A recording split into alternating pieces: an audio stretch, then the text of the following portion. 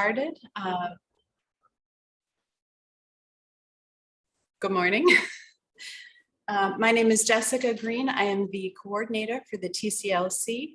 That is the Tri-State College Library Cooperative. I'm glad that you could join us today for our fall workshop, which is entitled Next Practices Expanding Diversity, Equity, Inclusion, and Accessibility at Academic Libraries. We are very happy to have our two presenters today, Ashley and Ron. Just wanted to let you know that this is sort of a next step or next practice after our spring program. I don't know if you were able to join us, but we looked at diversity, equity, and inclusion in academic libraries for a spring program. And our attendees had vocalized that they would like the opportunity to take some of these concepts and really dig deeper into them. So that is where this workshop stems from. Also, another word to follow up, wanted to let you know that another aspect of the TCLC's continuing work in this area is that the board of directors recently moved to create a diversity, equity, and inclusion committee.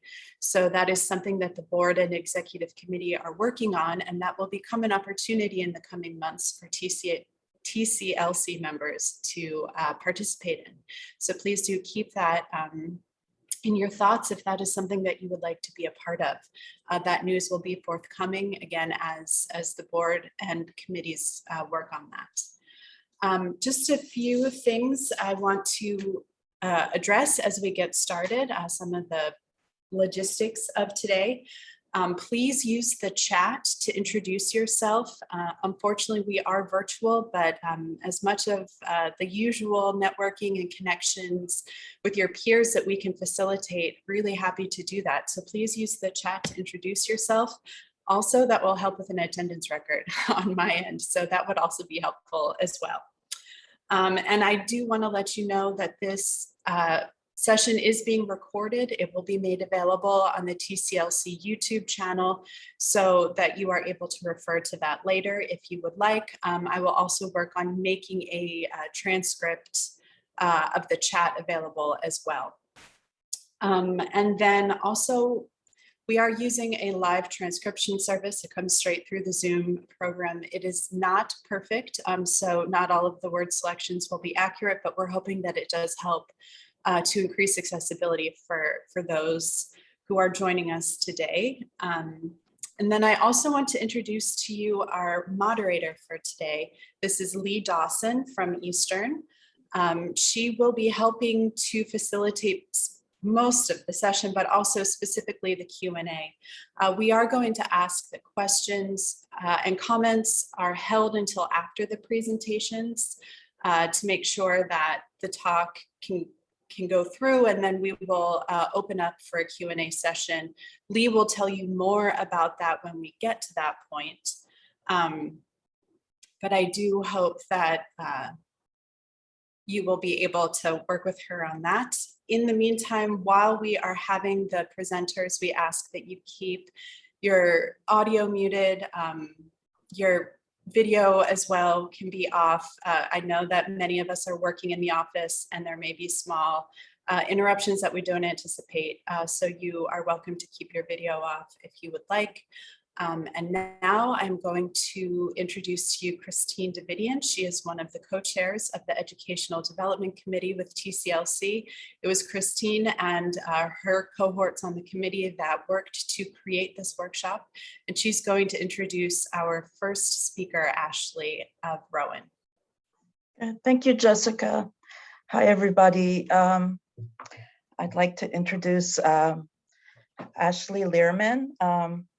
Our first speaker, Dr. Ashley Lehrman, serves as the Instruction and Education Librarian at Campbell Library on the Glassboro campus in New Jersey of Rowan University. Their role consists of providing research and instruction support to Rowan's College of Education, as well as helping to support the library's instructional initiatives. Instructional curriculum in general, particularly as regards the development of online learning initiatives.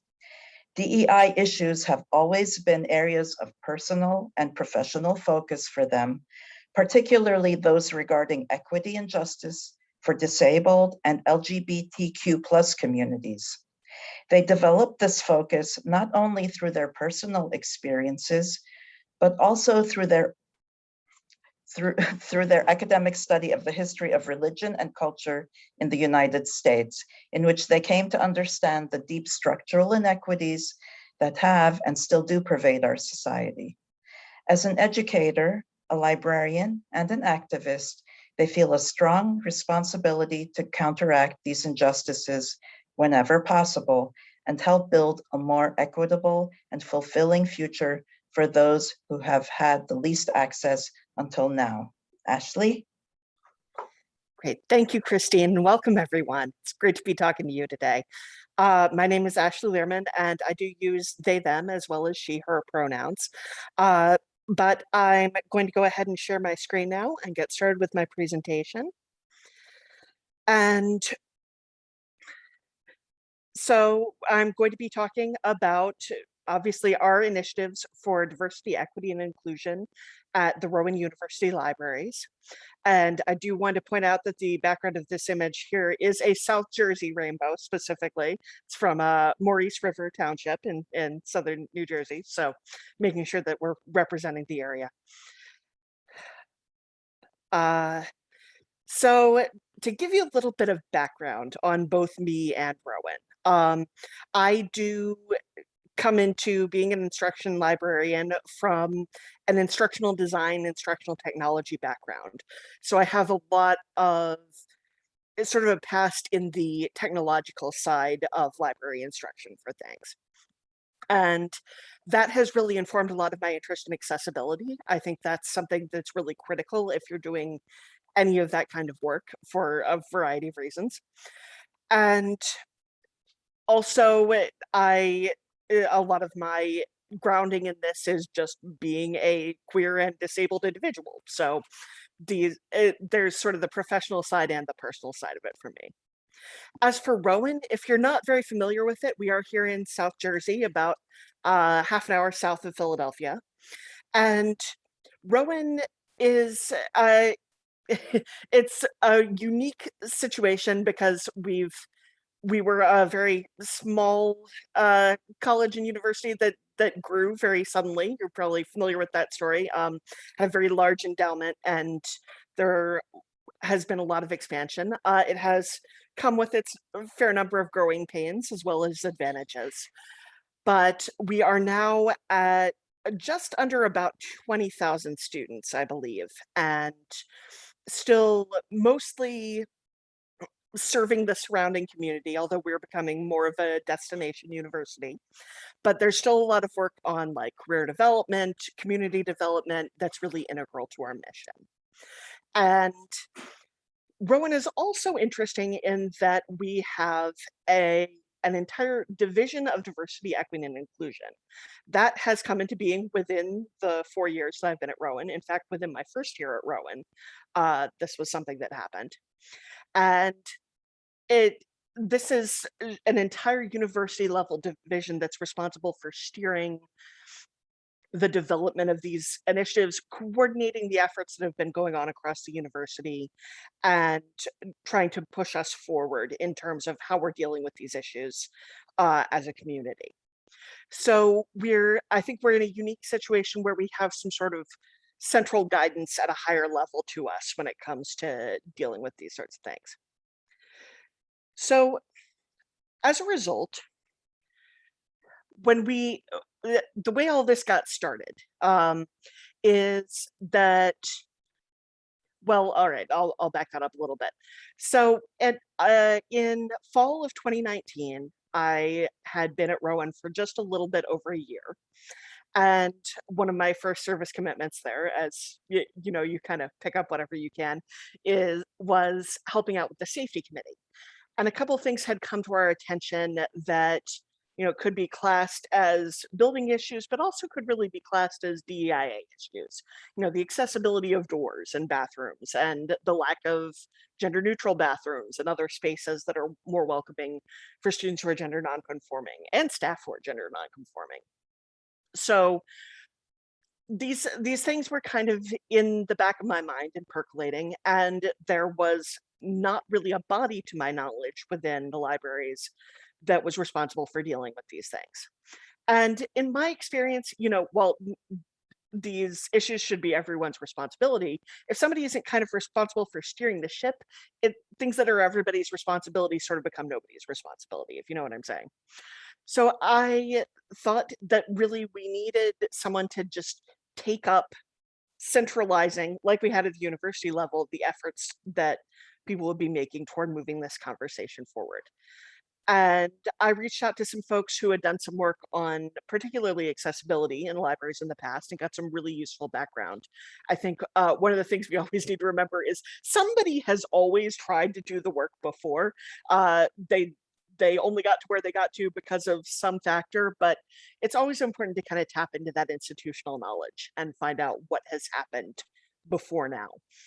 I also reached out to our representative on the DEI council that is run out of our Division of Diversity, Equity, and Inclusion, which is Miriam Nakvi, an absolute superstar of our Access Services Department, a wonderful professional staff member who I think conservatively is responsible for about 20 to 30% of the library's continuing to function. Just really, really wonderful colleague. And I asked Miriam if she would be interested in co-chairing this new committee, and she agreed. And that was our starting structure, that we sort of set up this relationship where the two of us were responsible for covering different areas of bringing this thing into being and pulling people together from across the libraries to work on this project. Now, more serendipity, this happened to coincide with the period when our Division of Diversity and Equity and Inclusion, which you remember was just sort of spinning up at this point, was asking departments all across the university to conduct self-assessments and develop strategic goals for where they would be moving forward to with DEI, which is great. Of course, having newly formed a committee for exactly this, this responsibility ended up pretty squarely on us with not a lot of time to complete it, but our new committee really rose to the challenge and did some fantastic work on this project. And we conducted our self-assessment, which was a tool was actually provided for this, sort of a checklist tool from the DEI division. I might be able to distribute that document. I'd have to check with them just to make sure that I'm okay to send that outside of the university. But I do think it was based on pretty readily available documents that people can find out there on your own. If you're looking for some sort of instrument like that, I think there's a pretty rich vein of those sorts of materials out there. But I could also see if I would be able to share access to the tool that Rowan has been using. So we used that self-assessment to kind of identify our most critical areas of focus when we were thinking about these issues. So the first of them was increasing the diversity of our library staff. We really wanted to both make our staff more diverse and be checking to see how that diversity was comparing to the diversity of the surrounding community, which those things were not aligned up until that point. Also, we wanted to take a look at removing barriers for people from marginalized communities that might be existing without our really realizing it in our policies and services. So finding out where pain points were for people and things that maybe weren't really necessary that we were doing that were making it harder to access what the library had to offer for certain groups of people. And then finally, generally increasing staff awareness and competencies for knowing about these issues and being ready to respond to things when they arise, just not only within our committee, but across all of the libraries. So in the form of professional development and learning and raising these conversations with people. So our goals that developed out of those critical areas were, first of all, to increase DEI strategies in our library hiring practices, to find out what best practice was in hiring for a more diverse staff and implement that into our own hiring practices. to take a look at how we might refine our policies and procedures and services to make the libraries more inclusive and welcoming, and to not just establish but routinize professional development for DEI awareness among our staff. So have this not be a one and done workshop, but really make it into a culture of our libraries that we always had these learning opportunities available and coming up for people. So we move forward with these 3 goals for the beginning of the committee. Well, except we kind of got these goals set, and then I don't know if you remember about this. A pandemic started. Yeah, a pandemic started. If you've forgotten that that happened, so that slowed us down some. Uh, we uh, we kind of had a little hiatus over spring of 2020, and but then really just through the diligence and caring of the committee and everyone's willingness to pick our work back up virtually and get back to where we were and see what we could still do under the circumstances. We really started moving again around the summer of 2020 and really started to move some of these goals forward. So here's what that looked like. First of all, when it comes to hiring practices, we had sort of a few different stages for this. We started with just finding out what the best practices were, reviewing the literature and looking at the practices that had been used effectively by other institutions. And a lot of research and reviewing those things and then condensing them into recommendations for what to do in crafting a job description, posting a job description, forming a search committee, and conducting interviews. We also, more serendipity, there was a lot of serendipity that helped us in this. We found that we were doing this work at the same time that a university level faculty search committee toolkit was being developed. So that was actually putting us in overlap with at least part of the map. The library is a little more unique in that we do have hiring needs for both the faculty side of things and the professional staff side of things, and even the student worker side of things. So there's a lot more dimensions to hiring in the library than there really are in other academic departments. But we at least understood that we didn't need to reinvent the wheel as far as this work was going on at the university level. But in terms of the research that we've been doing and the recommendations that we've been making, there are some things that people who are hiring faculty in a traditional academic department don't need to worry about that libraries do. And there are some things that libraries don't need to worry about that those people do. So there was still reason to have our own set of recommendations because there are places where we could get more or less granular depending on our needs. So one of our top recommendations, of course, is use the university level toolkit, but we also have sort of our own set of recommendations that we've been working on. And we actually sort of expanded this project because as our conversations continued, we realized that there were a couple other things that we would really be interested in making recommendations about in this area. One being virtual interviewing processes, which I think we all realize are going to be a part of our workflow for much of the future. And also onboarding. So how we get people from the offer to getting into the job in ways that are inclusive and equitable and encourage the retention of our full diversity of employees. So we've expanded to that area of things. We're just about wrapping up those lists of recommendations. And we're hoping to kind of do a more formal implementation of all these things. We've kind of been trickling them out here and there, partly because we weren't hiring for a long period of the time that this was going on due to university freezes and things like that. But now we're getting into a position where we are starting to think about the need for hiring and the need to move those things forward. So we're trying to just make sure the tools are in people's hands as they're actually trying to do the work, but we can also do a more formal implementation push and just have this top of mind for everyone once we sort of got everything together.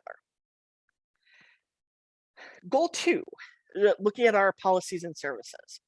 Well, the first thing we needed to do here was really see where our pain points were as an institution. And this wasn't really something we could go to research of the whole landscape of things about. This was something where we really needed to collect data about our particular institutional context, what was holding people up in our libraries. So I actually am a subject librarian for the College of Education, as well as some of my other responsibilities. And I do have an MEd. And my familiarity with K through 12 educators kind of brought the idea of an equity audit to mind.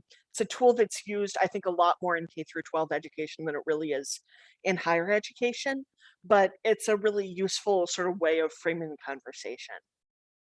So what the form this kind of took for us was doing first surveys, just sort of to get some quantitative data about people's experiences of just using different library services that we could cross-reference with demographic information.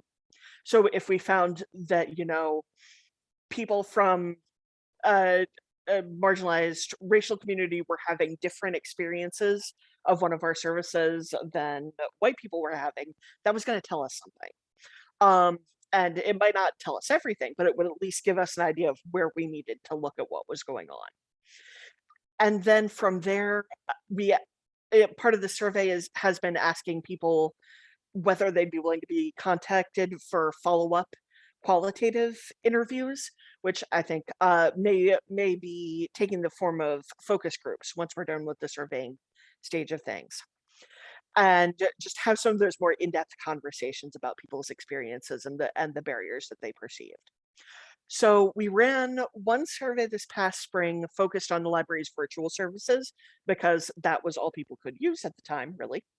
But now that we are back sort of on campus and in the building to a much greater degree, early this coming spring, we're also going to do another survey on the building and in-person services, and then follow that up with the focus groups all at once, which will kind of give us a data set that we can work with and look at for what kinds of policies we might need to change or remove or enact to make things more inclusive. Another thing that has more recently come to my attention is that we do have access to university level data as well. Diversity of Equity and Inclusion has also done some of this data gathering in the form of listening tours and interviews and conversations with students and staff and faculty that we may be able to get access to and take a look at. Now, how much of that is going to really have any bearing on the library is up in the air. I mean, I think we all know that unfortunately libraries are a part of university life that can get overlooked at times. So people may not have been bringing that up a ton in those conversations, but it is something else that we can look at and just, you know, not make people feel like we're constantly just asking them for their insight on more and more things and never listening to what they tell us. So it would be useful to take a look at that as well. So yes, we're in the middle of that process and hoping to get toward the end of it by next summer. And our third goal, professional development, we have approached this on sort of 4 different fronts. One of them is that we have taken to putting out a monthly newsletter as a committee that mostly just consists of links for reference to learning opportunities for staff. So that might be workshops or webinars or readings or resources that are available either specifically for libraries or just in general that pertain to these issues of DEI and accessibility. Grant opportunities is something else that we've kind of tried to stay abreast of and make sure that people are aware of. We also, and this is where I think really the great support of our library administration has been a critical part of our success. We've actually had 10 minutes carved out of each of our monthly staff meetings to do just a short, sweet, easy DEI activity with all of the library's staff. So we have a captive audience. These meetings are mandatory as of this fall, and we are able to just we can't dig very deeply into anything, but we can make sure that these issues are something that we talk about first thing every time we all come together as a community. So asking people to reflect on identity and privilege and the sites of these things. And the more familiarity that we can kind of build as a baseline as libraries, the more in depth and the higher that level will sort of come over time, that we'll really be able to do, I think, more and more with these issues. The more, people's experience levels are all over the place. And by having just this little bit of space, we've been able to get kind of the most basic level stuff taken care of, and also get people more comfortable with talking about this and having it be something that's a part of the conversation within the libraries. And finally, we generally during the summers have a workshop time carved out for all the library staff to kind of bring in outside speakers or to educate each other about different things. And that we this past summer did a workshop series during this period. And I think we would be able to do more focusing in on specific issues when this time comes up in the future. So that's been really exciting. So we've really, yeah, although these are sort of ongoing responsibilities, we've really hit this one. We've gotten a lot of things in place that have really established this as part of the conversation that the libraries is having. And I will say that a lot of that has really been down to the support of our leadership. They've really been very helpful in having our backs on this and making it clear that this is something that people are expected to take part in. So all of these goals, when we're talking about them, you can kind of see that these aren't just necessarily about having warm, fuzzy feelings or talking about things or making statements. They're really about making tangible changes to the libraries. We want to change things at the level of policy. We want to change things at the level of practice, the way that we're doing things, and to make sure that everyone really has the same opportunities and privileges and access within the libraries that everyone else. And I feel like something that I keep pointing out to people over and over again is that they're with some of the things that get suggested, it's kind of like, well, how is this necessarily a DEI thing? It doesn't just affect marginalized groups. This is something that's going to help everyone. And my response to that is, yeah, that's what DEI work does. It helps everyone. When you do something to help marginalized groups of people, it doesn't have to only help those groups or only affect those groups.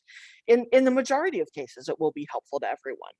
But the goal is that you are specifically solving a problem that people from marginalized communities have told you that they have, and you're focused specifically on helping them. You're putting them first and prioritizing that. And if everyone else benefits, that's great. That's a side benefit for this to happen. I also think that it's really critical that DEI work is about change. When I keep talking about change, yeah, it's about changing things. And it's not about superficial change. Like if the ship has hit an iceberg, you're not going to be successful by rearranging the deck furniture. You really have to get, under the hood and change pretty big stuff to be able to actually move things forward in a more equitable and inclusive direction. And sometimes what needs to be changed are really things that we would never have considered changing because we consider them to be fundamental. And we need to be open to actually questioning whether those things that we've considered fundamental structures are actually fundamental, whether they're actually serving a purpose that is of value to us. And even if they are, whether that value is greater than the value of including people who have traditionally been excluded. And are we willing to make a sacrifice of something that's more convenient for us as library staff, maybe as people from more privileged positions, that in order to make things better serve other people who don't have the same advantages and access? I think one of the great examples of this is some libraries trying to do away with fines. I think if you asked people up front, can we just get rid of fines so that people don't have to pay fines?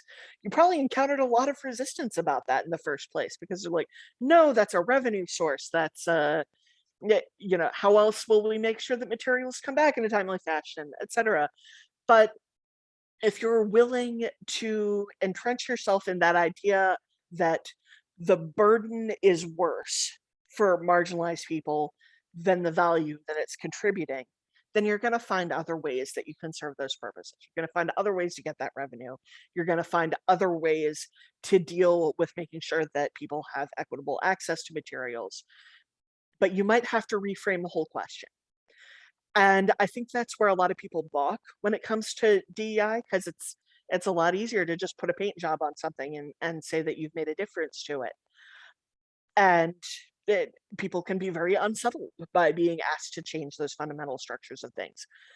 But I also think that that is very critically where the crux of the work is. And I mean, within the libraries, sometimes even within this committee, I've gotten pushback of the type of, well, that's not the way we've always done it.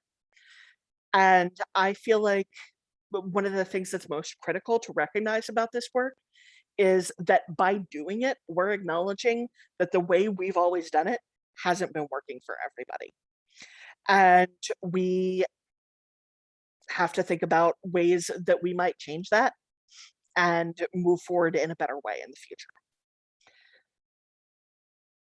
So there's also the one last point I want to make, because I know I'm getting close to the end of time, is sometimes we don't get it right. Sometimes when we're trying to make things better, we make other stuff worse. This is something that we have to be prepared for and that can't scare us off from doing this work.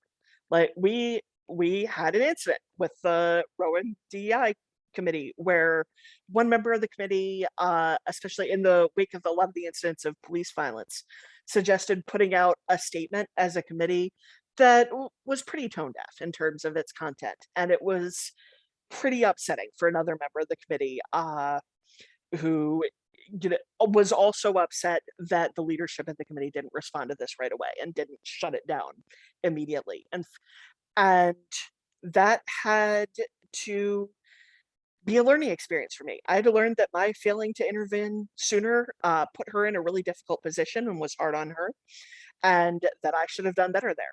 And we had to have a serious conversation among the committee about what had happened and how we needed to do differently going forward. And it ended up being a really productive conversation. And I think that's kind of one of the other takeaways of this is that, you know, the fact that we're going to mess up is a fact. There's no way around it. And it also can't keep us from trying.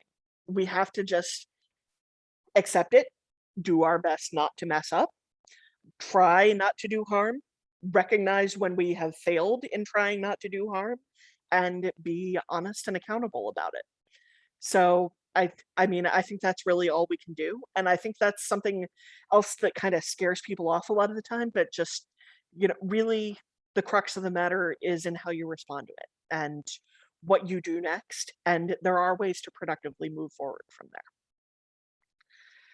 So with that, I think that's all I really have to say about our experiences. It's really unfortunate that Miriam can't be speaking to you as well. But I know she also doesn't enjoy these things as much as I do, and she has also just been really overwhelmed with responsibilities lately, and has had to kind of step back from the co-chairship to a certain degree, which is a real loss for me. I'm happy to take up that slack for her, but I just want to make sure that I'm shouting out Miriam and all of the great work that she has done on this committee too, because this is not just a story of me. This is a story of me and Miriam as partners learning these things and working on these things. So that is all I have at this point. I believe we're going into a question period for me at this point.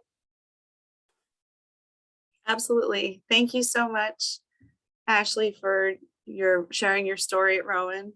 I'd like to open the floor to questions and answers and discussion. You can find your virtual hand under the reactions button at the bottom of your screen if you'd like to participate that way.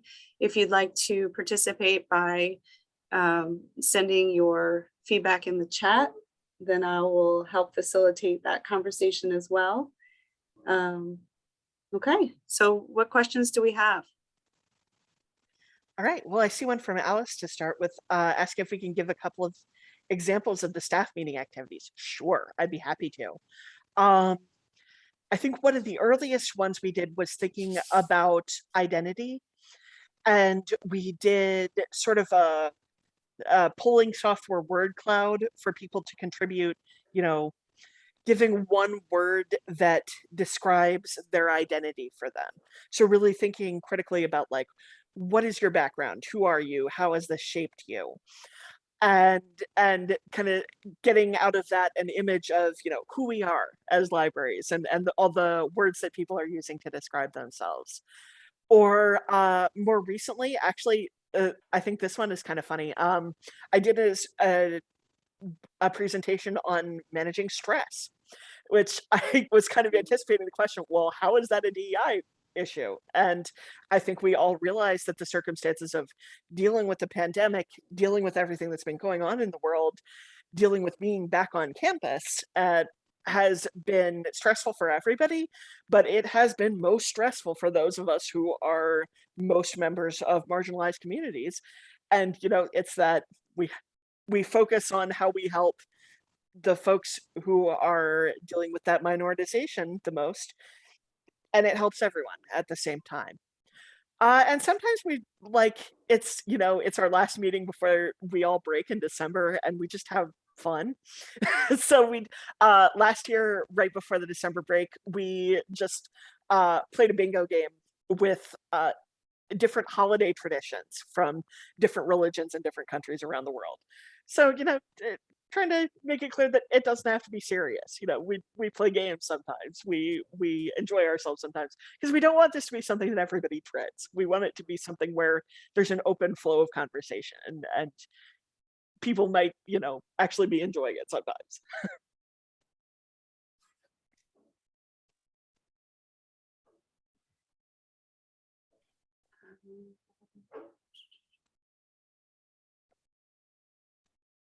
Okay, that was great, Ashley. Um,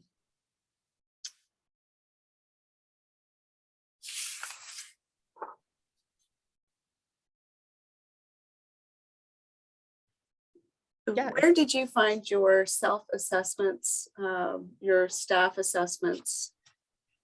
I know you said that Rowan was doing some work. Yeah, that was a tool that was created and given out to the departments by our Division of Diversity, Equity, and Inclusion. And yeah, like I mentioned, I can check and see if that might be something that I would be able to distribute outside of the university if people would be interested in seeing that tool. I know I would.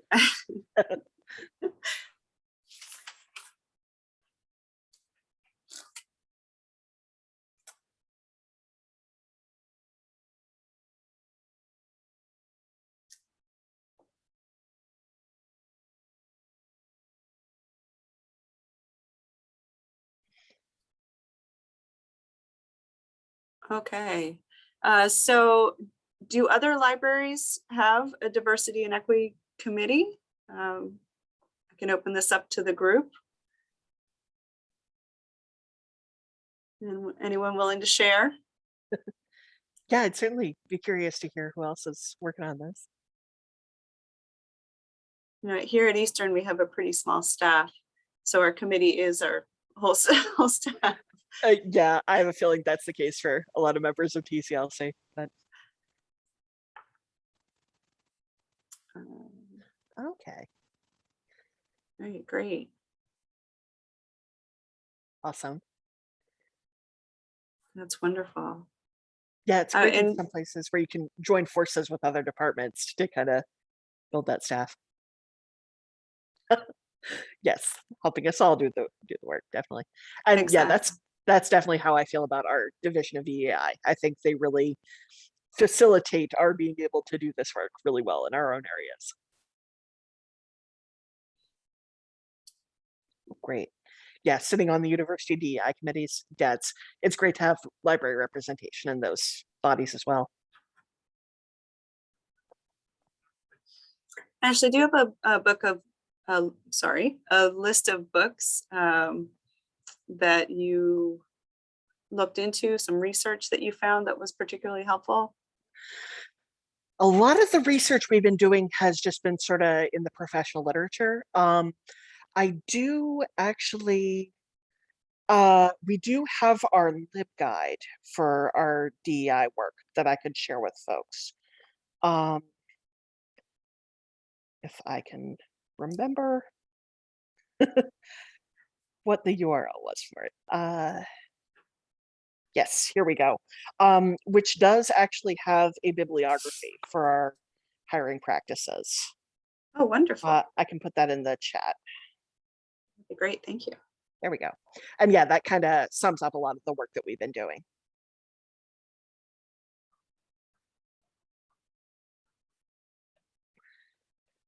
Okay, a qualitative question or two that we might ask students in our equity audit survey or focus group. Yeah, off the top of my head, yeah, I don't know how exactly I would wordsmith it, and this would be a much longer process, but like in terms of what we'd want to know is like if they had particularly positive or negative experiences with library staff, maybe for one example, or if there's ever been a time that they've wanted to find something in the library and haven't known how to do it and how they've dealt with that. And part of it really is just like we don't really want to ask people to like you know point fingers and call people out on things that they think were racist or ableist or sexist. Like I think people get really uncomfortable if you put them in that situation. It's more about asking people the kinds of experiences that they've had in the libraries and looking at how those break down with people from different demographic groups and seeing if there are patterns in the ways that people have experienced the library in terms of the ways that they identify it and that sort of information. Oh yeah, and like and in terms of our collections as well, like asking people if we think the libraries have resources available that represent people from different groups, because we do want to do a collection analysis in the future as well, and it'd be great to get our users' background on that. Oh, and also to go along with the example of fines, can you suggest other areas that libraries should be more conscious of the effects on minority patrons? Oh yeah, I think accessibility is one of the #1 things that really comes to mind for me here. Like one of the big problems that we're trying to deal with in renovating our library right now is that a lot of our doors are really hard to open. Just like, and especially we don't have automatic doors in a lot of areas. And there's like a study area under the main staircase in our library, which is also where the writing center and our classroom are, which is one of our big computing areas, that those doors are really hard to manipulate if you are a fully able-bodied person. I can't imagine trying to get through them if you're using a wheelchair or using some kind of mobility device. And yeah, just like in terms of how the building works, and in terms of computing spaces, making sure that when you have stuff set up for people to, do work and do research and study and things, like that you're also thinking about, well, how does somebody manipulate a wheelchair through this space? How does someone adjust the seating so that if they have to be at a lower or higher level in relation to this computer, they can still do the work that they need to do? Are we asking people to do fine motor manipulation to access parts of the library? Can we not do that? Yeah, that's like one of the very first things that springs to mind with me. How many elevators do we have? Do we have any elevators? Are they easily usable? Are they usually being taken up for people to move book trucks around? Can we figure out other ways to handle this or do that at specific times so that we're not, it's just like the really looking at the barriers that are preventing people from getting around and using everything in the library is just such a critical basic step. And I think it's one that gets overlooked a lot more often than it should be. Definitely. Also, computer access, I think, is Yes. a big internet access. And that's for patrons that are here in the library, but also those that are studying remotely. Absolutely. Yeah, that's really been brought to all of our attention recently.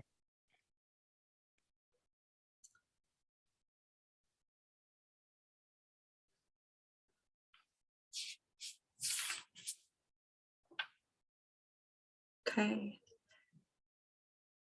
Does anyone else have questions? If not, we can take a short break before our next presenter.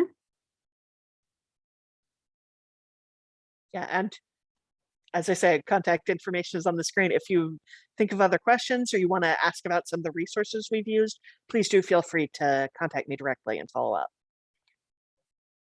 Thank you, Ashley. We really appreciate your openness and willingness to share.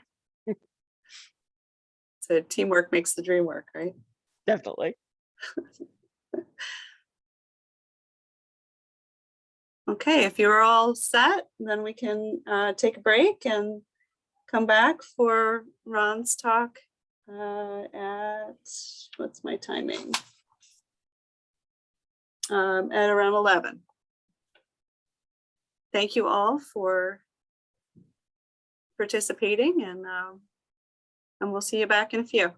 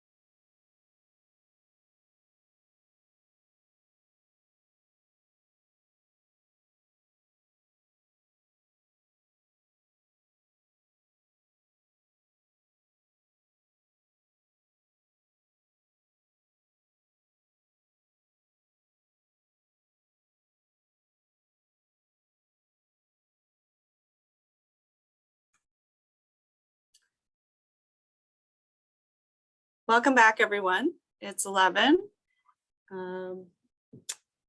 Appreciate your hanging in there and getting ready for another great talk.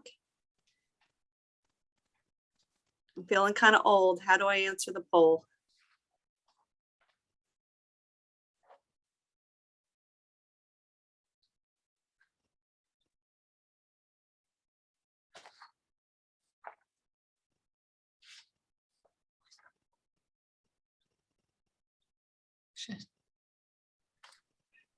Lee, I wonder in the meeting controls, well, sort of down at the bottom, do you see a polls answer option, or can anyone else jump in and answer how do we answer a poll? I asked it, but I'm not sure.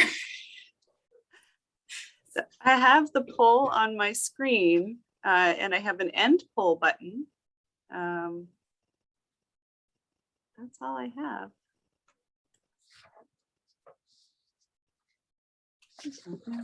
I have the same problem, but I think maybe it's because we're presenters and so we Ah. get surveyed. I don't know.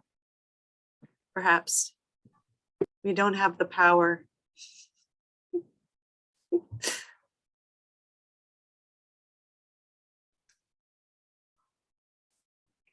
I will say that I find it interesting that a large majority of colleges and universities do have an established committee and similar council. Just wondering, has this been a long existing?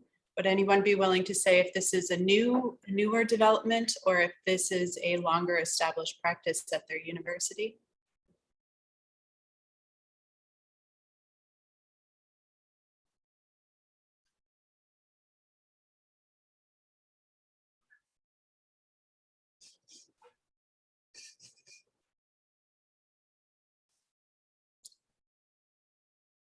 All right, well, shall we get started? Alice, would you like to introduce Ron? Yes. Hi, everybody. My name is Alice. I am a reference librarian here at Harcum College. I am also the co-chair of the Educational Development Committee, along with Christine Davidian. So we thank you for being here and welcome again. So I want to introduce Juan Mccall. Juan and I actually know each other from my earlier time at Westchester. So it's with great pleasure that I get to introduce Juan again. So Juan Mccall is the Special Collections Librarian and an assistant professor at Westchester University. He holds an MLS from Clarion University and an MA in English from Villanova. Juan first became passionate about DEIA work during his career as a high school teacher. So without further ado, I introduce to you Juan. Thank you, Juan. Thank you, Alice. Share my screen.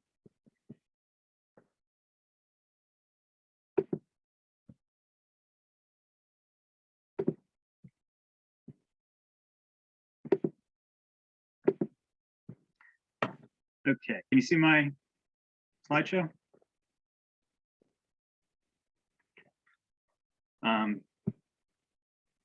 So I have titled my presentation DEIA in Perspective, and I'm going to talk a lot about perspective today. Can somebody just confirm that you're seeing the slides? I'm sorry.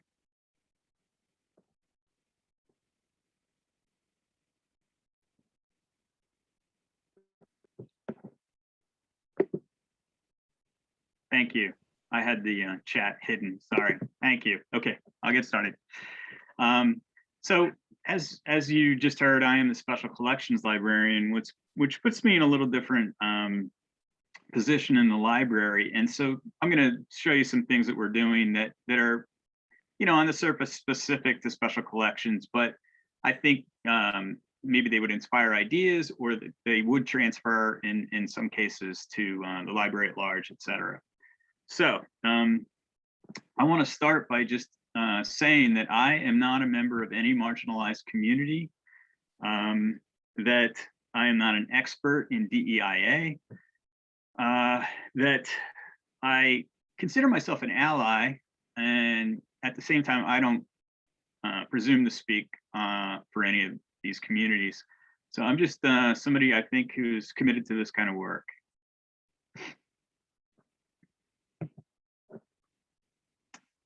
Slide will advance. Good shape. There we go. Okay, so we have mandates, or we have warrants, or we have the impetus to do this kind of work from various sources. We could always point to our strategic plans, and I know ours is just under the pillar of diversity is at least 3 very tightly typed pages. So there's lots of detail, lots of opportunities to try and pursue one of the goals or action steps in the university strategic plan. And likewise in the library plan, which mirrors the same pillars of our university plan. But I would like I'd like to think that we are not doing this work just because it's in a strategic plan. And I would also argue that it probably never gets done, or doesn't get done well, when the strategic plan is the only reason to do it. Instead, I think we do this work for personal reasons. And so it's a ground up type of initiative when we undertake something. It's not because we're being told. And I don't know about you, but I think every university at this point has been, told by administration that this work is important. But I think it really varies by individual. And that's my experience as to who's got time or who's committed to doing this kind of work. So I'm talking about perspectives, and I think the main thing that I'd like to point out is that this is a pretty common way to think, right? This is consider perspectives as marginalized communities. It's trite, it's cliche, it's doesn't get us too far. And yet, I find myself not doing this all the time. So I think it might be just a great ground rule, and you'll see I talk about it throughout the presentation. In the library, for instance, we work with campus partners to determine how to better serve marginalized communities, and I'll give you an example in a moment. But we have to sometimes work with groups that are expert in areas where we aren't, and they can provide a perspective for us that we would never come up with on our own. For instance, we might walk around the library and see who is or isn't using it. And we maybe can make some judgments about BIPOC students or gender, but we're going to be wrong in many cases, and we're also going to find that many of these communities are invisible to us. We don't know who's not there, right? We know who is here, and we presume an awful lot. Recently had a meeting with the Black Student Union on campus, and they wanted to start a book club, or they're starting a book club, and they talking to the library about things they could do here. And the president said to me, I said to all of us, she said, Black students don't come to the library anyway. And I thought, wow, that's the perspective of a Black student on campus. And yet there are many Black students in our library every day. So, sometimes the perspective can surprise you. In the classroom, I think the biggest thing we can do is talk to students about the way they think, maybe change the way they interact with information. So when we're teaching a lesson, I don't think it would be too much of a stretch to demonstrate to students how our attitudes are formed subjectively. Ask them why they believe something, maybe not a touchy political subject, but why do they believe what they believe about something? And then ask them, how they came to that decision. Often you'll get the good answer that, they've got experience with it, or they've been informed by someone, or they've done some research. But often they've stopped there. And I know I do all the time. I don't necessarily put myself in someone else's shoes to consider that perspective. We can teach students to do this, though. I think we can teach them to locate and examine information in this way. And I think we can demonstrate how context and other perspectives inform our own perspective so that we aren't as subjective or as isolated when we make conclusions. So, libraries are teaching students how to use information. I think we need to be a hub for teaching students to think critically and with open minds. Now, at the library level, I'll just point out an initiative before I get into the things that I do at my level. When we walk around the library, and I think maybe you guys can all agree with this to some degree, we have been part of a trend to open up the space. Our library on its main floor used to be filled with stacks of books. Very, very little seating on the main floor, and none of it very comfortable. So we did what I'm going to guess a lot of you have done over the years. We removed stacks, or we brought in more seating, and we tried to open these areas up. And this all sounds great, right? This is gonna not have us look so bookish, which might be off-putting to students. It might encourage collaboration among small groups. It might just change the tone of the library. And of course, it's going to make more space, because we are probably all suffering sometimes when it comes to space. Where can students fit in the library? I know at midterms and finals, they're sometimes on the floor in our library. So this is an ongoing problem. So while we do this, and we think we have the best of intentions, we may be forgetting about a community. For instance, we have a relatively large population of autistic students on our campus.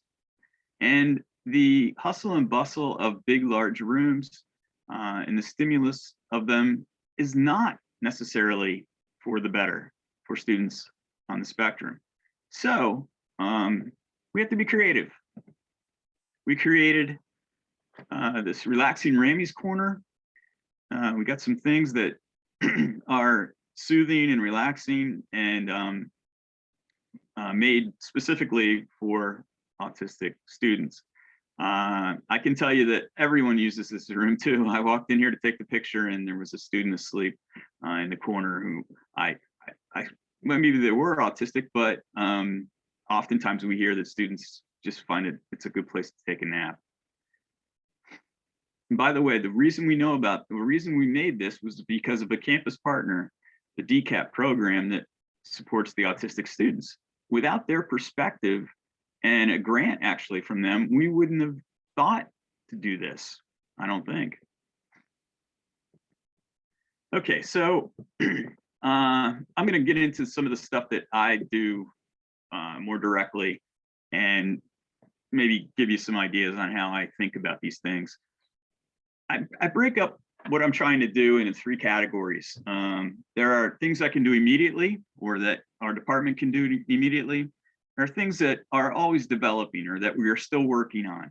And then, there's goals that are envisioned that I have as an ideal one day, but I don't necessarily have the time or the resources to commit to achieving them right now.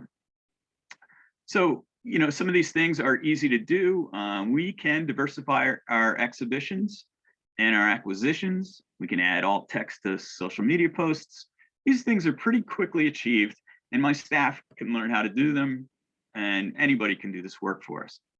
Now, developing projects are the longest list, and they're also things that we have to do some research on first. We have to maybe learn a new skill to complete, and maybe we're just being very creative and we're making something up from scratch. So there are things here like reparative cataloging, diversifying our programming, the professional development that we undertake, and the service we undertake on campus. These are all things that it takes time to fulfill, but that doesn't mean that we should ignore them.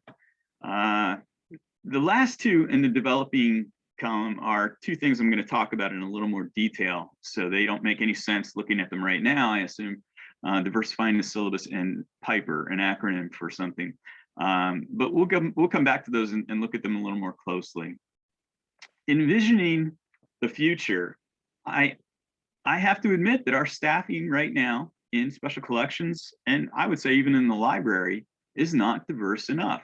It's not meeting goals we have set for ourselves. And so we have to be very creative. We have to think and research and talk to campus partners again about how to change this.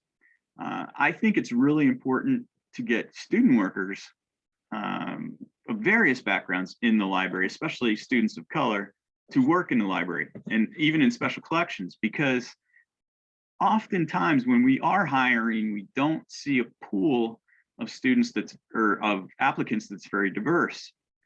And the pipeline is the issue, right? But if we can entice students at the level of, the undergraduate before they really consider their career or have completely committed to it, they work in the library, maybe they will become librarians, maybe they'll want to be. And so I think we need to start at the very, lowest rung when we're trying to feed the pipeline, and maybe those students will come full circle and end up working in our library one day. So these are just some of the things that I think about, and I've been able to bring to special collections. But the list of these types of items would be much longer if I were talking about the library at large. Okay, so one focus I have is aiding students in conducting research. And a student recently came in and he said he's doing his history paper on Henry Goddard. And while this name may not mean much to you, this is a very famous psychologist who taught on our campus from 1899 to 1906. And this student comes in with a preconceived perception and perspective of Mr. Goddard. I have to tell you that Mr. Goddard was a eugenicist. He coined terms that we find highly offensive today. He experimented with students and children with learning disabilities. A lot of things that we simply don't approve of today, and we would consider outdated and old and wrong. And yet, I think there's more to it. So as a student comes in, we talk about what we can find on Henry Goddard. And we don't have too much, but there's a trace of him here and there. And what we tend to do, I think, and the student certainly was on track, is to judge Henry Goddard harshly. And I'm not going to suggest that we do anything else. But once we do that, I think we sort of shut down our thinking. In other words, we know it's so obvious this guy did these things. We don't want to, we don't want to glorify him in any way. We don't want to excuse what he did in any way. And so from our modern perspective, we see this and we generally all agree. But there may be other perspectives to consider that may not be contrary necessarily, but that can better inform our understanding of Goddard's presence on campus, that time period, et cetera, and what the school at large was thinking and doing.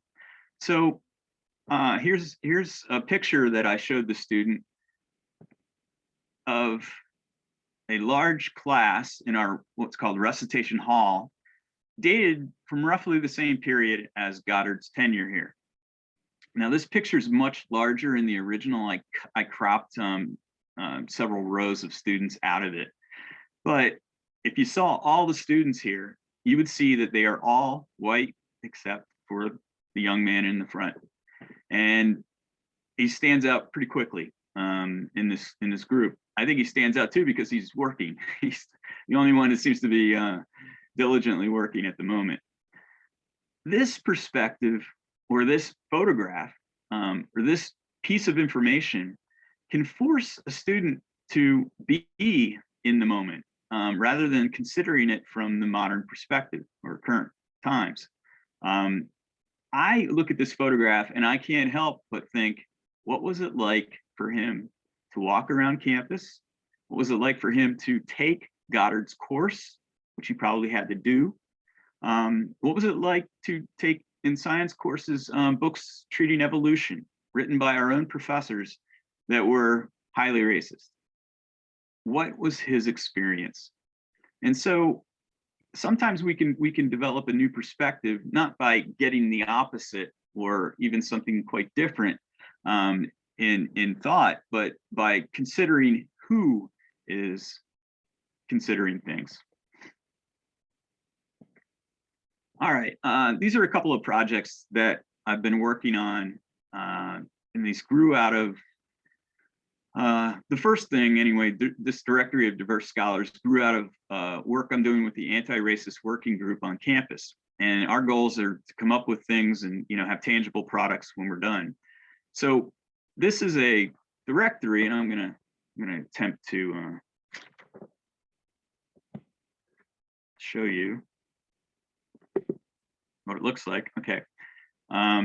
Hopefully you're seeing a spreadsheet at this moment with lots of people listed on the left and areas of expertise that they are self-describing as being expert in, a web page or CV, their affiliation, and a source where we got these scholars' names. We do this, we're working on doing this for different disciplines. So here's cognition and learning, another big list we're compiling. Where are we getting these names and what do they matter? What do they mean? Well, these are all scholars that have self-reported as being a member of a marginalized community.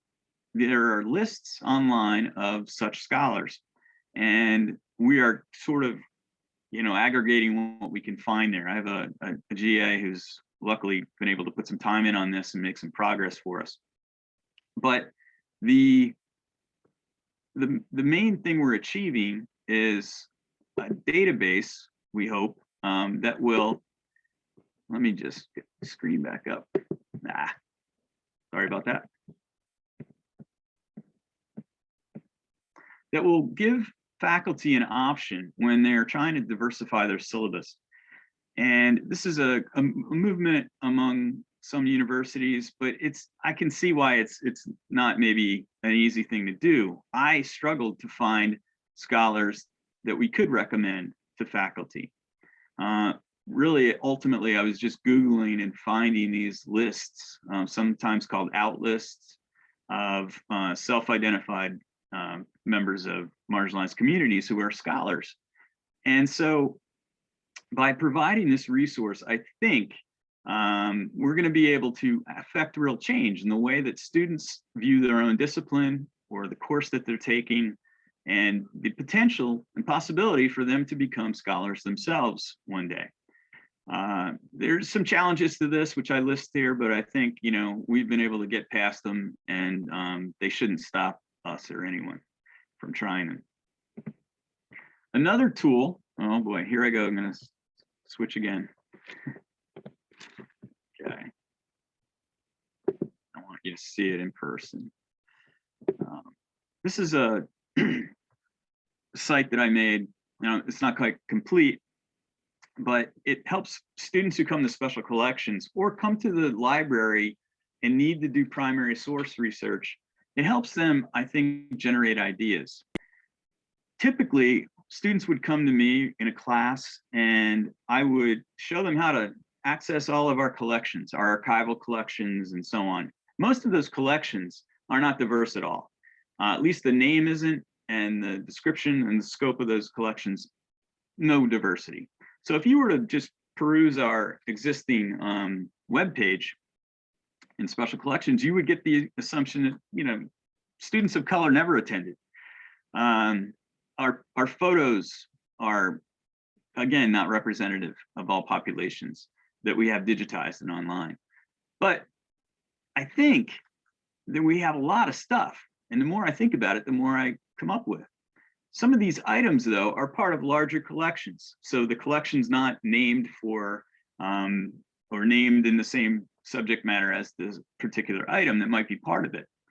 And how do you get students to find those things? And how do I even find those things? Well, it's taken a concerted effort. And this site is a way, I think, to meet students earlier in the research process so that when they come in to see me, I'm not just teaching them how to use our database and how to search in our various platforms. I can move beyond that if they've already looked at this site and selected a topic for research. So these are completely artificial subjects under which I've gathered items, and a little more than that I'll show you here. So when you go to a particular subject's page, there's an overview of the topic. There's some guiding questions that can help students initiate their research. There's some tips on where to search or some links to things. And then some just examples of primary sources that we have in our collections. And the goal is really to have students start here and then come talk to me to go even deeper. So I'm trying to reach them a little sooner and hopefully give them a tool that gets them over the hump when they're, trying to look for a topic. Now, the topics I can create in Hyper are far more diverse than if I was using the traditional archival list of finding aids. So I can create topics here that I know we've never really done much with, but yet I think we have enough things to interest a student or support a student's research project. Okay, back again.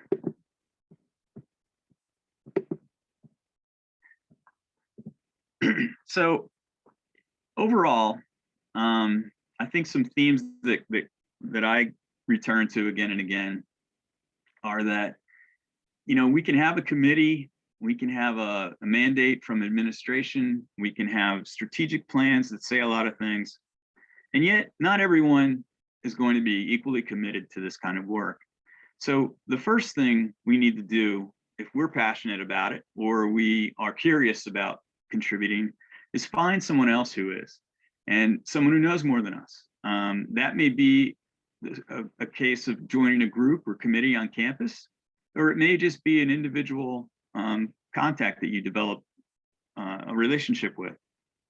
We want to be careful not to burden our members of marginalized communities with this kind of work to teach us how to think, but we nevertheless can draw support from them, and we can find other partners who maybe aren't underrepresented, who nevertheless are doing great work, and we can work together. So I've found a great benefit in doing that. Obviously, we want to seek input from diverse voices. And again, I'd return to the library scenario. We often forget about voices we're not hearing. So when we talk about DEIA, we're talking about many, many, many populations. Do your homework. So, I've been reading about DEI and issues of racism in this country for quite a while, and I learn something every time. While some things are repeated, I am learning new concepts all the time, and I'm learning new ways to appreciate the problems. So every author is going to be another perspective as well. It's good to remember that the learning and work is open-ended, that you're not going to knock this out. It doesn't have a beginning, middle, and end necessarily, but it's going to be a long-term commitment, and that we need to remain humble. And we can't really brag about everything we've done in a short time. We can't say we've learned everything in any short period of time. Instead, we have to devote ourselves, make this part of our lives and a part of our own mission as librarians. I would say that there's a lot of things out there that haven't been tried. Now, I was starting to make that directory of scholars, and I knew that other people on other campuses were diversifying their syllabi, but I hadn't seen anybody doing quite what we were doing. And then I happened to attend a presentation recently, and a librarian from California presented on the very same thing. He has a spreadsheet started, and he's got a few names in it, and he's hoping that faculty will take him up on those recommendations and diversify their syllabi. And I thought, there's validation at least, and someone else had the same idea. But initially, I was taking a chance that this was going to be worth doing. And secondly, that it was going to have a demand. And I've already heard from faculty members who are awaiting it. So sometimes by taking chances or being creative or doing something that you've never heard done before, but you think you have a gut feeling it might work, it often will. And finally, know your strategic plans, not because they're going to be what necessarily makes you do what you're doing, but because often you're going to need more help. And to cite a objective or an action step or something from a strategic plan speaks well to administrative powers. If they know that what you're doing is going to fit somehow in the strategic plan, it's like bringing 5 or 10 sources with you to back you up. So, you know, I found that useful in cases where for instance, I applied for a grant to support the Piper development, and I could cite directly and tie the goals directly to the diversity pillar of our university strategic plan. So I'm going to wrap things up and just say that I think this work and our work as librarians can be reinvigorated by doing DEI work. I feel a whole new chapter is ahead for me, and it's very exciting. I have a committed staff who's also feeling the same way. They're much younger than I am. That helps. But it's a new frontier that we can actually find very rewarding, and believe we have to actually do. There's no choice. But we often have pushed it aside. Well, now that we're doing it, I think I find it, and I think you will find it very rewarding, very enjoyable, and challenging at the same time. Maybe that's why it's so enjoyable. These are not easy issues to deal with, and the solutions or the ideas are not easy to come up with.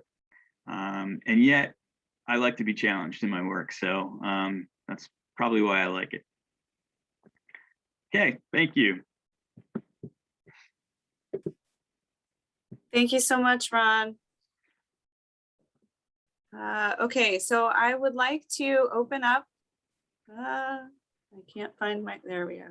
I'd like to open up the floor for conversation. I will ask that we all turn our cameras on to facilitate a more communal conversation experience.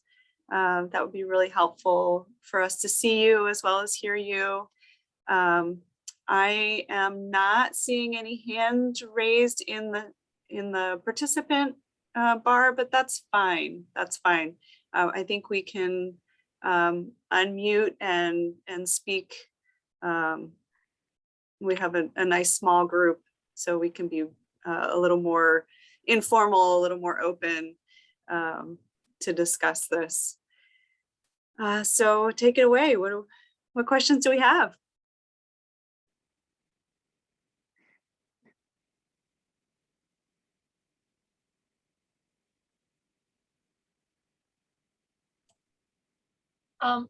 Juan? Yeah. I am very curious about the list of scholars. You found certain lists of certain types of minorities online and you compile the information. That's right. Okay, so rather than reinventing the wheel and starting my own list, it is something that you're willing to share? Absolutely. Yeah, this is not proprietary information. Can save you some work. I'm happy to share it. Yeah. I'm sorry? I'm happy to share it. Absolutely. Thank you, because it sounds like it's a lot of work and I don't have that kind of time. It is a lot of work. Luckily, these lists, sometimes you can extract the CSV file, you know, and just import the information. But a lot of times it's tedious. You're doing it one scholar at a time. Thank you. Sure.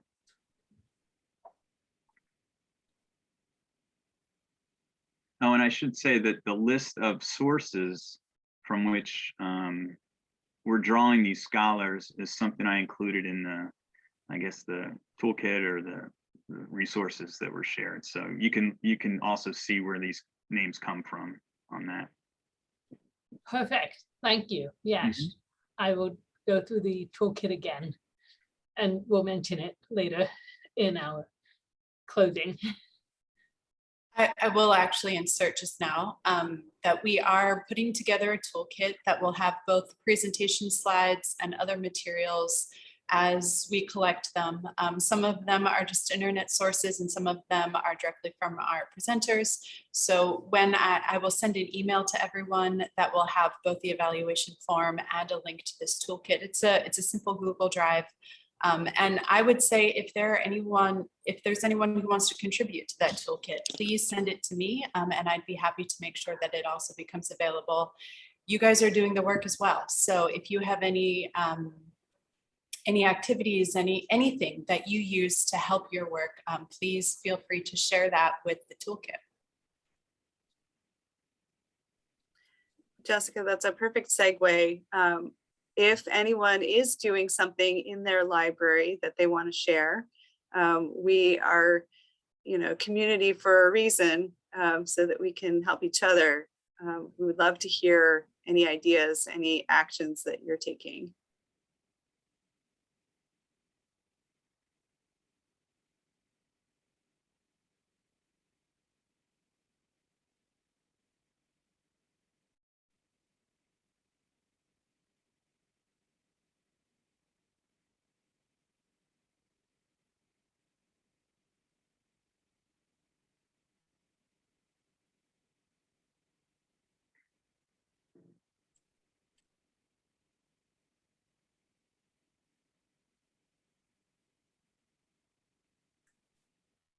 I think we're all here because we care about this issue.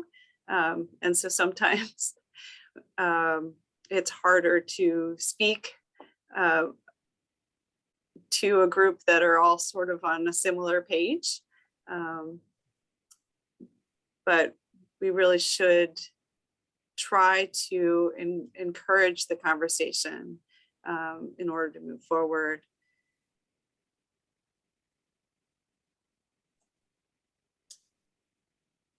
I just want to say that it was really interesting and encouraging to hear both Ashley and Ron talk about what they're doing in their libraries. And even though both of them are in large universities and I'm in a small college, I still got some great ideas. And I just, realized I need to see if I can reach out to different departments and just start some conversations. We do have, I'm sure like a lot of other libraries, we do have library guys on DEIA, and we have put information out there, and we put some current books on DEIA, contemporary books on it. So that's great, but just seeing what other initiatives are happening was really inspiring to hear. So it's fun. So thank you.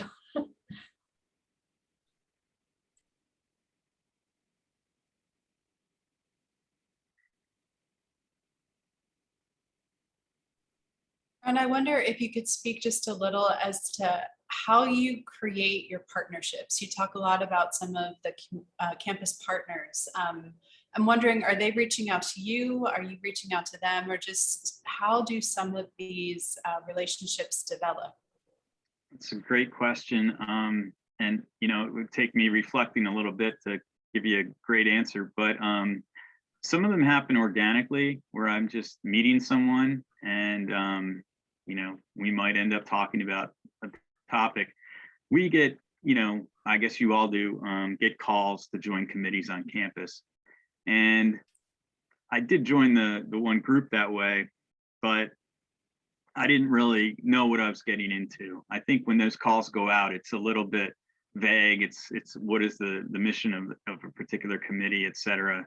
And I'm also a new faculty member, so it's a little intimidating for me to just jump into a group like this that's been running for quite a while. So it helps to either meet someone who's already in a committee. It helps to, I think, be doing this kind of work in the first place, and then have faculty discover it or come to you, or even staff members on campus. I'd say more staff members are involved in the work group that I'm in than actual faculty members. It's also, I noticed, about 95% women. So I think the guys need to step it up and join this movement. So I guess it happens in various ways.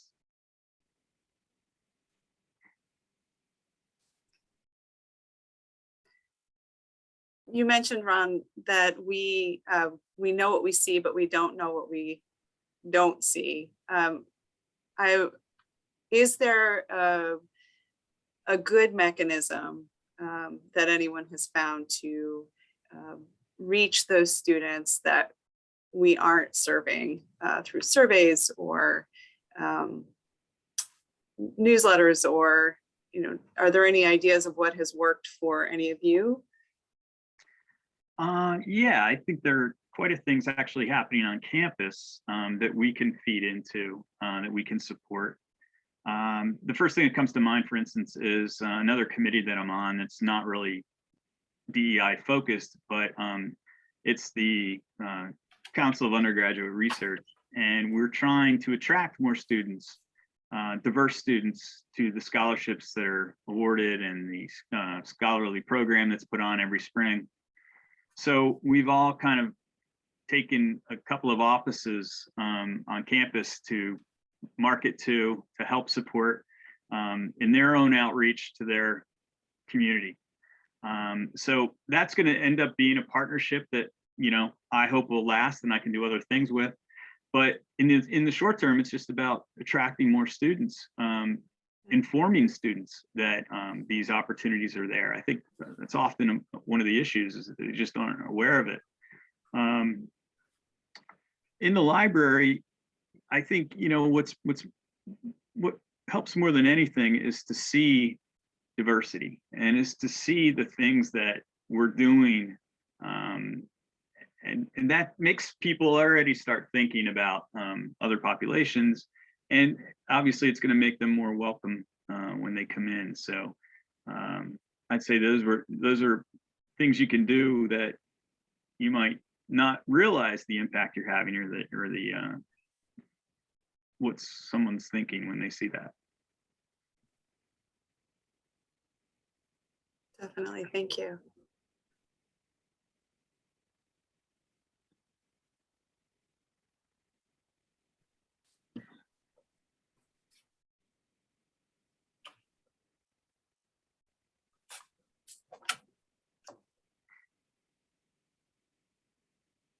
Any additional comments or questions? Jessica mentioned that we'll have a nice toolkit that the team is pushing out after this presentation. Really appreciate all the efforts that the committee has made, and also our presenters, Ron and Ashley, their openness in speaking to us and sharing what they've learned and how they're going about things at their own institutions. We will have a survey that we hope that you all be honest and open with us as you fill out the survey. And please remember that this session came about because we listened to your feedback from prior sessions. And so we're hoping that we can build more sessions for relevant content moving forward. So please make sure you give us an honest idea of what you need and want to see in our next educational workshop.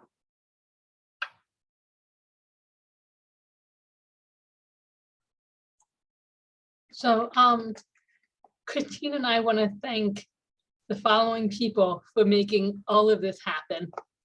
The TCLC coordinator, Jessica Green, for all of her work coordinating with all of this with all of us and setting up the meeting, notifications, and research. Her dedication and availability helped make coordinating this smooth, very smooth. She did a great job with this. She just started in September. Well, actually, yeah, and she just jumped in to make so many things happen.